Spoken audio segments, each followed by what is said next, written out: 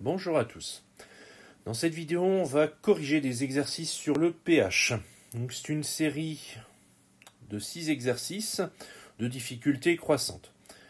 On a les 4 premiers exercices que vous voyez actuellement qui sont des exercices d'application directe des notions sur le pH. Et les 2 derniers qui sont des problèmes d'un niveau un petit peu plus élevé, ce qui pourrait être demandé en fin de chapitre, notamment dans une évaluation. Alors, on commence par les petits exercices avec, bien entendu, le premier. On va commencer par le début. Le chou rouge voit de toutes les couleurs. Donc, pour le nouvel an chinois, un cuisinier prépare un plat à base de chou rouge bouilli. Lorsqu'il ajoute du citron à l'eau de cuisson, devenue bleue, celle-ci prend une couleur rose. Et afin de récupérer le chou, il verse le jus de cuisson dans l'évier, préalablement nettoyé avec de l'eau de javel. Le jus prend alors une couleur verte. On proposait un protocole expérimental pour savoir si le chou rouge change de couleur au contact de liquides de pH différentes. Alors là, il faut proposer un protocole. Donc simplement proposer différentes étapes pour faire pour vérifier qu'il y a bien un changement de couleur en fonction du pH. Donc là, proposer un protocole, on n'attend pas forcément un protocole qui marche. On attend surtout d'avoir un protocole qui soit cohérent et qui permette de répondre à la question. Donc, je vais vous en proposer un et on va le commenter. Donc, le protocole que je vous propose, dans le premier temps, c'est de verser du jus de chou rouge dans 3 béchers différents. Dans le premier bécher, on ajoute quelques gouttes d'acide chlorhydrique. Dans le troisième, quelques gouttes de soude. Et ensuite, on compare la couleur de la solution dans les 3 béchers. Si on trouvait des couleurs différentes, alors oui, le jus de chou rouge change de couleur en fonction du pH. Si la couleur ne change pas, on conclut que ça ne change pas. Alors, la liberté que vous avez dans le protocole sur le nombre de béchers. 3, c'est un minimum. Donc déjà, il faut forcément un bécher témoin, c'est-à-dire un bécher où on met juste le jus de chou rouge et on ne change rien. Et ensuite, il vous en faut forcément un qui soit avec une solution, on va mettre de l'acide, et un autre dans lequel on va mettre une solution basique. Donc ça, c'est le cas. Après, on peut faire avec davantage de béchers pour mettre davantage de produits différents. On peut aussi prendre des tubes à essai. Pourquoi pas? Ça marche très bien aussi et c'est tout à fait adapté. Là, c'est vraiment au choix. Il n'y a pas d'obligation de prendre une verrerie particulière puisqu'on est sur une proposition d'un protocole. Et donc là, ça fait partie de vos libertés. La fin, forcément, il faut comparer les couleurs de solution dans les différents béchers que vous avez pris, ou différents tubes à essai, ou différentes fioles, si vous prenez des fioles. Encore une fois, la verrerie n'est pas déterminante sur ce protocole. Donc voilà. L'essentiel, surtout, c'est qu'il y ait cet aspect comparaison et cet aspect différent pH. Donc ça, c'était une solution qui marchait plutôt bien. Alors, il y avait d'autres protocoles qui étaient possibles, je ne vais pas tous vous les donner, je donne simplement un des meilleurs protocoles qui existent, puisque c'est celui qu'on vous demanderait d'appliquer dans un TP qui serait sur le chou rouge, si on en faisait un. Mais bien entendu, il y a différentes possibilités, d'autres façons de faire. Donc ça, sur ce genre de questions, il ne faut pas hésiter à proposer ce qui vous passe par la tête et ce qui vous paraît cohérent. On a fini avec le premier exercice. On va pouvoir passer à l'exercice 2. Alors, dans l'exercice 2, on a une étiquette d'une solution aqueuse de soude et on a les informations suivantes ici. On a une série de questions qui sont des questions relativement faciles à partir du moment où on a bien compris comment ça marche. Alors, quelle est la formule chimique correcte de la soude? Donc là, si on regarde, ça, c'est pas une formule chimique. Ça, c'en est pas. Là, c'est des pictogrammes, donc pas de formule chimique. Par contre, ça, c'en est une.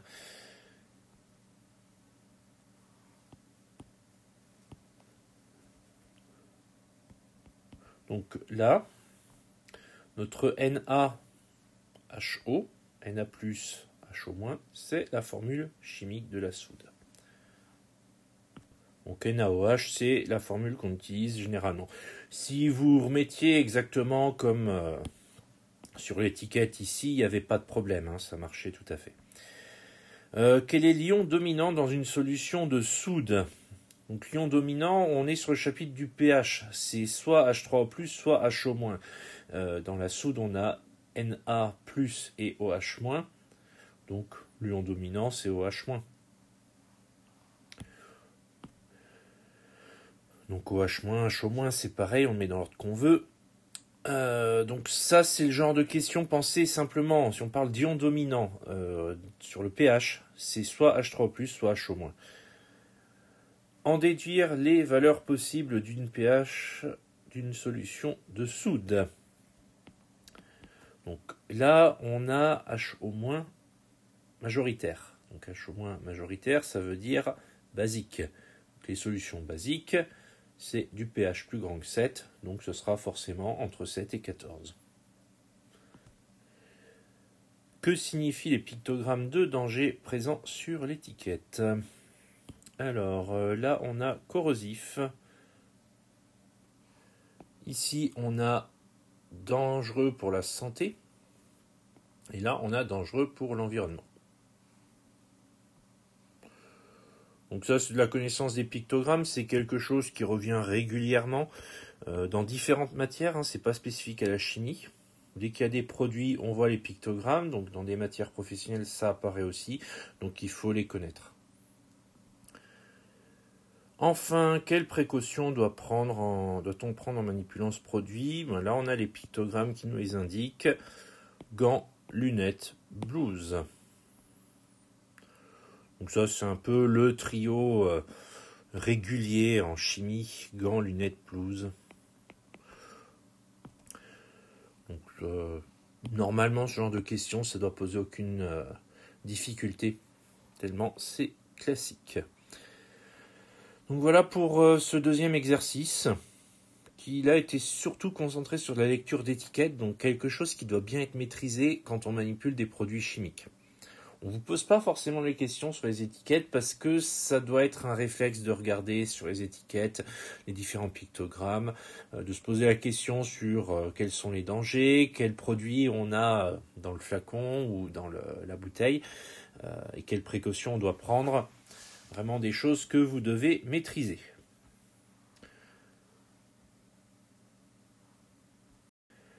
On passe maintenant à l'exercice 3. La couleur de certaines fleurs, comme les hortensias, dépend du pH du sol dans lequel elles poussent.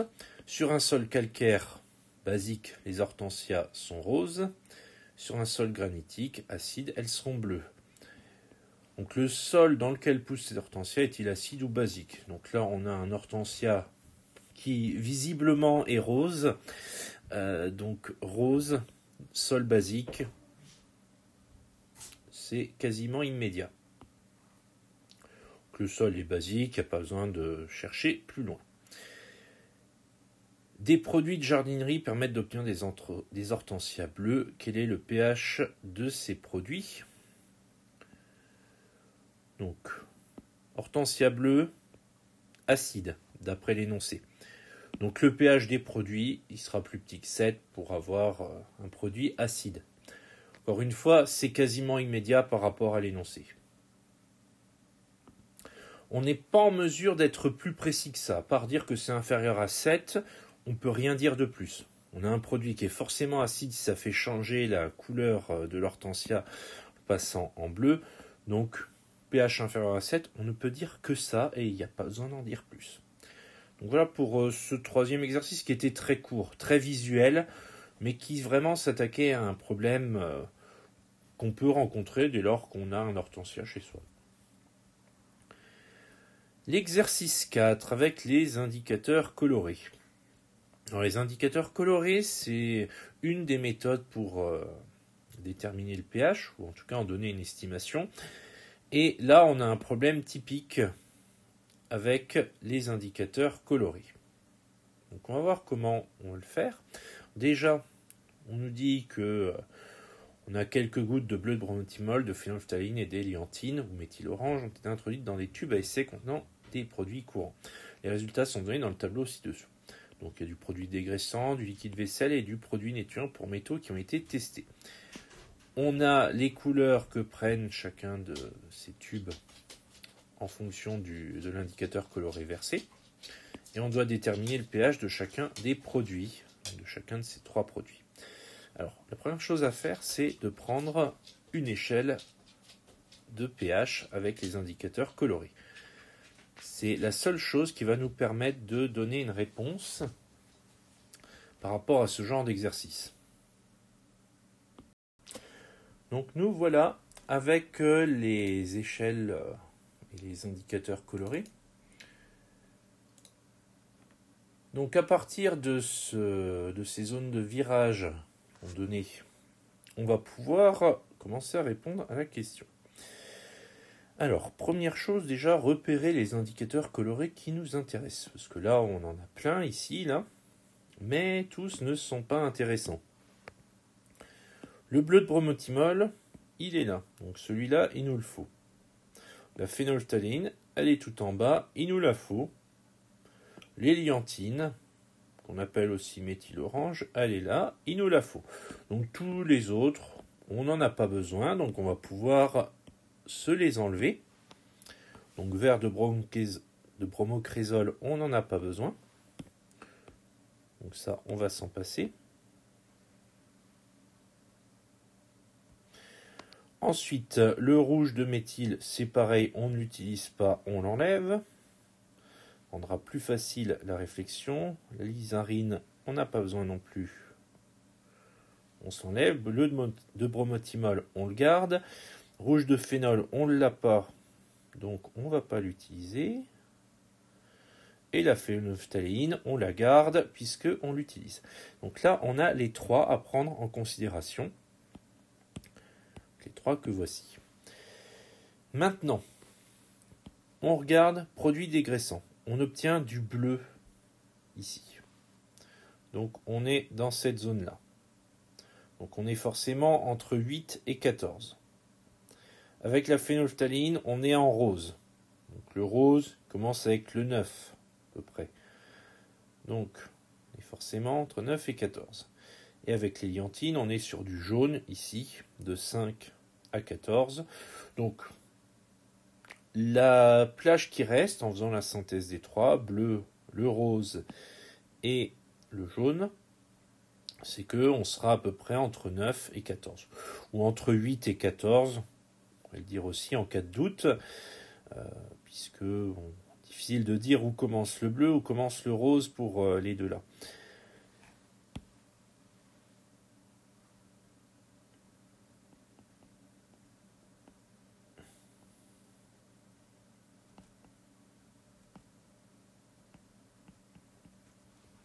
Donc, pour produit dégraissant, pH compris entre 8 et 14. On fait le même raisonnement pour le suivant. Liquide vaisselle, bleu de bromothymol, jaune. Donc là, on est entre 0 et 5, à peu près. Phénolphtaline incolore, de 0 à 6 ou 7. Donc c'est plus grand que 0 à 5. Donc pour l'instant, on reste sur du 0,5. On prend toujours l'intervalle le plus petit qui nous reste. Et pour l'hélianthine, aussi appelé méthyl-orange, on a du rouge. Donc là, rouge, orange, c'est plutôt par là. Et si c'est du rouge, c'est vraiment la partie la plus à gauche. Donc ça serait entre 1 et 2, ou entre 1 et 3. Ici. On peut même dire entre 0 et 3.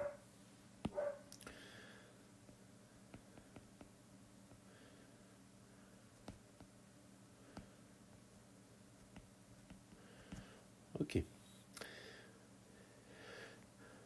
Donc on prend toujours vraiment l'intervalle le plus petit, en essayant de déterminer et d'utiliser tous les indicateurs qu'on a. Le produit nettoyant pour métaux, bleu de bromothymol, on a du bleu. Donc on est dans cette zone-là. La phénolphtaline, on est sur du violet. Donc là, c'est vraiment extrême. Le violet, on est sur 13 ou 14, vraiment sur la partie la plus à droite. C'est encore plus intense que le rose. Pour l'hélianthine, on est sur du jaune. Donc là, conclusion, on serait entre 13 et 14.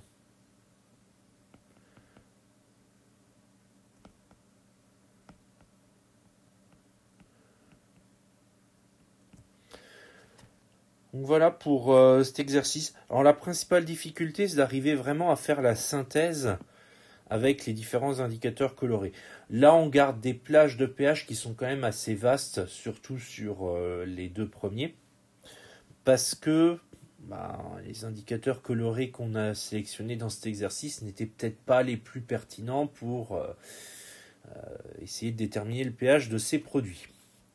Après, c'est le problème des indicateurs colorés, c'est très visuel, c'est très facile à voir, c'est très pratique dans certaines manipulations, mais ça manque de précision pour simplement déterminer un pH, comme on le voit avec l'exercice 4. Mais l'idée vraiment, c'est de synthétiser, de trouver le pH ou les valeurs du pH qui correspondent aux couleurs des différents indicateurs. Donc voilà pour les petits exercices. On a fait les 4 exercices simples. Maintenant, il nous reste les 2 problèmes à faire. Et on va tout de suite regarder donc, les problèmes avec l'exercice 5. Alors, l'exercice 5 sur la digestion des aliments, ça se fait grâce à l'acide gastrique produit par les parois de l'estomac. Lorsque l'acide gastrique est trop acide, on peut ressentir des brûlures d'estomac qui nécessitent la prise de médicaments antiacides. Sur un site internet dédié à la santé, on peut lire qu'il est possible de réduire l'acidité de l'estomac en buvant une solution de bicarbonate de soude. Est-ce que le bicarbonate de soude permet-il de réduire l'acidité de l'estomac? Ça, c'est la problématique globale du problème à laquelle on va essayer de répondre en dernière question. Mais avant de répondre à cette problématique, regardons les questions intermédiaires. Donc, première question, comment se nomme le site qui permet la digestion des aliments? Alors ça, c'est de la culture générale. On digère les aliments dans l'estomac. Ensuite, la question suivante, que signifie réduire l'acidité du point de vue du pH? Réduire l'acidité, quand on est acide, on est en dessous de 7 sur l'échelle de pH. Réduire l'acidité, ça veut dire aller petit à petit vers quelque chose de neutre, en tout cas de moins acide. Et plus le pH est élevé, moins c'est acide, donc ça signifie tout simplement augmenter le pH.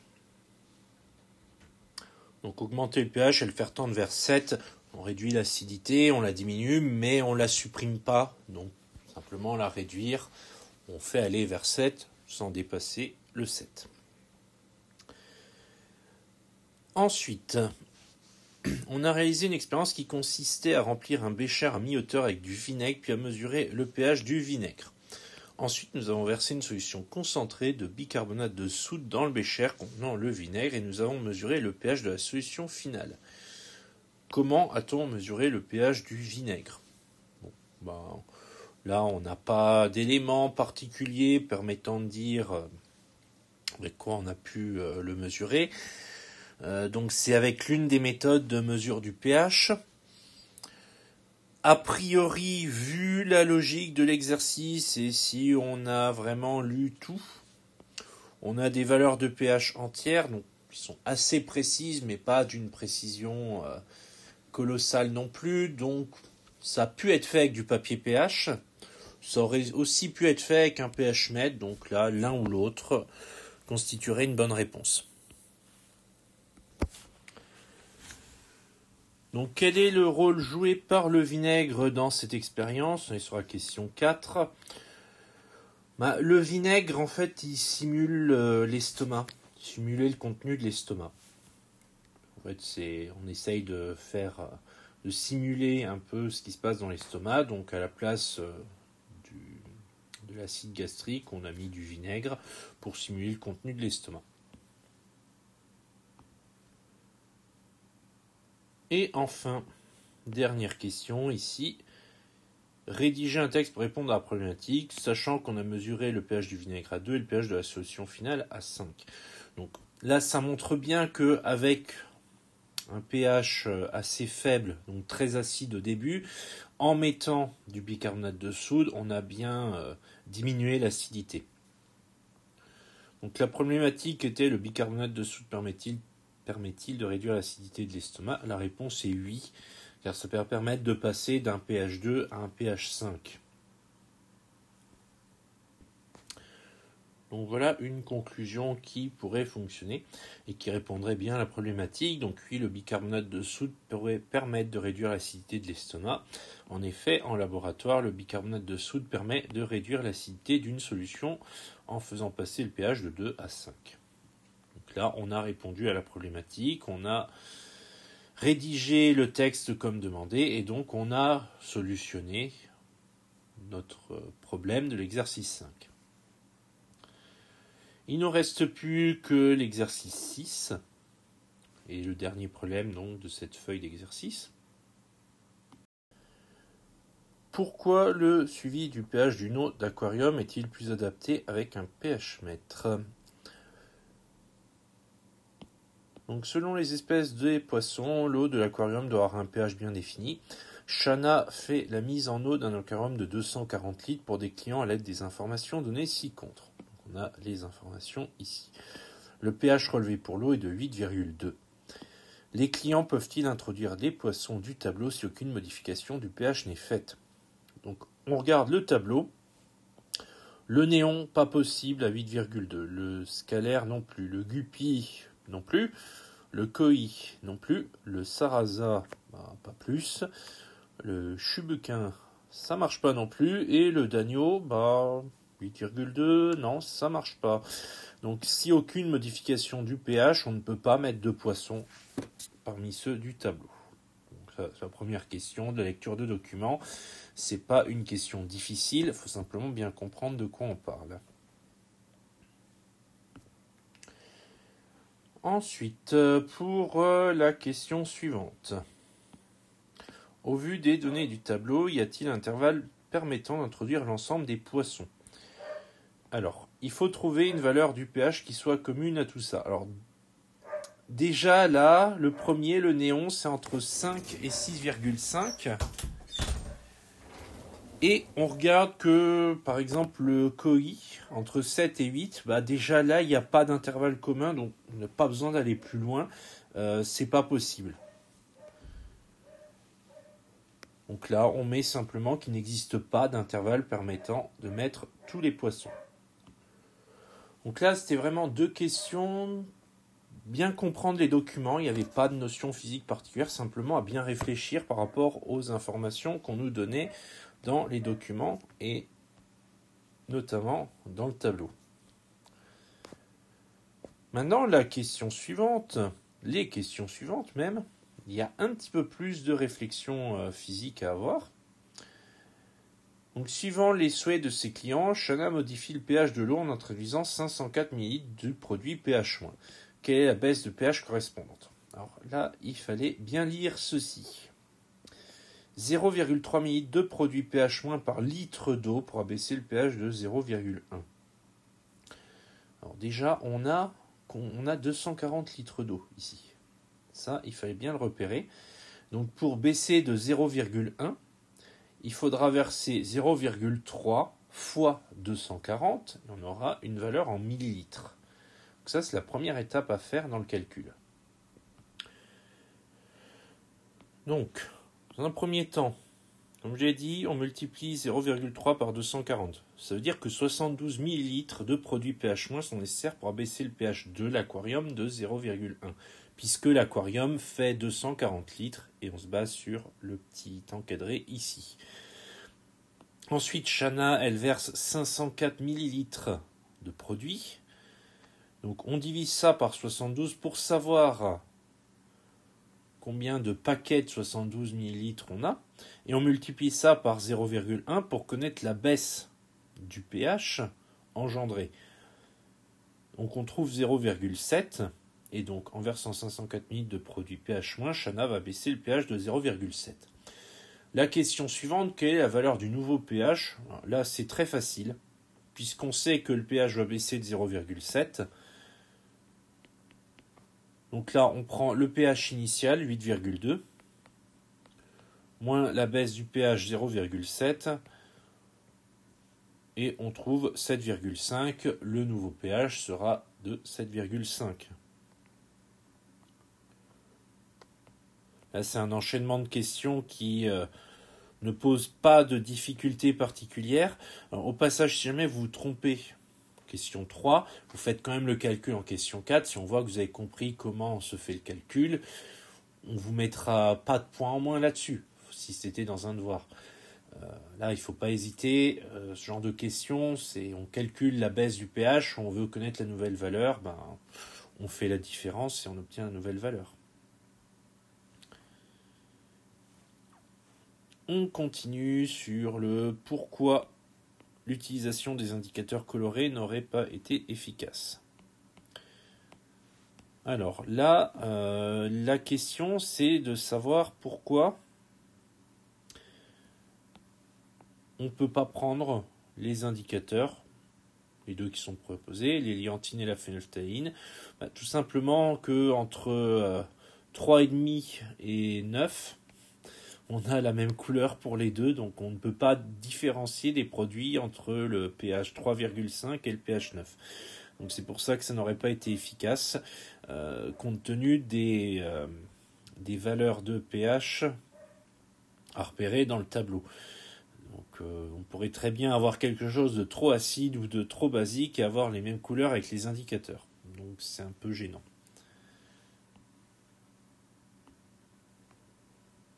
Donc là, le problème, c'était vraiment au niveau du pH. Si le pH est correct pour les poissons, on n'est pas en mesure de le savoir avec les indicateurs colorés. La dernière question, quelles sont les espèces de poissons que les clients peuvent introduire dans leur aquarium? Justifiez votre réponse. Donc on a un pH de 7,5. Donc on regarde. 7,5, le néon il peut pas, le scalaire il peut pas, le guppy, lui il pourrait, le koi, lui il pourrait aussi, le sarasa aussi, le chubuquin il pourrait, le dagneau par contre lui il pourrait pas. Donc la justification elle est très simple, c'est les seuls poissons qui sont capables de supporter un pH 7,5. Donc il reste juste à rédiger ça. On va au niveau rédaction. Donc les clients peuvent introduire les espèces suivantes dans leur aquarium. On les cite et on justifie en disant que ce sont les seules espèces capables de supporter un pH de 7,5. Donc encore une fois, la justification, c'est pas écrire un gros pavé, c'est simplement utiliser ce qu'on a trouvé dans les questions précédentes et les documents qu'on a à disposition. Donc voilà pour ces exercices pour le pH. Comme vous l'avez vu, ce ne sont pas des exercices très durs, ce ne sont pas des notions très difficiles. Le pH, c'est un chapitre qui est plutôt facile, en tout cas pour les exercices. L'essentiel de la difficulté sur un chapitre comme le pH, c'est surtout au niveau des manipulations. En exercice, on a des applications très simples, des exercices qui ne demandent pas des calculs très compliqués. Beaucoup de bon sens, beaucoup de réflexion et de lecture de documents, mais en dehors de ça, il n'y a pas de problème normalement sur des exercices comme ça. C'est vraiment un chapitre qui est davantage évalué sur les capacités expérimentales plutôt que sur les exercices. Les exercices sont simplement des questions qui permettent d'exploiter les résultats d'expérience. Donc forcément, ça forme un tout, il faut savoir faire les exercices, savoir faire les expériences pour exploiter les notions du pH. Mais niveau exploitation, niveau exercice, il n'y a pas de réelle difficulté, il n'y a pas de questions qui normalement doivent bloquer. Si toutefois vous avez des questions, c'est possible, n'hésitez pas à me les poser, j'y répondrai avec plaisir. Et sinon, je vous dis à très bientôt.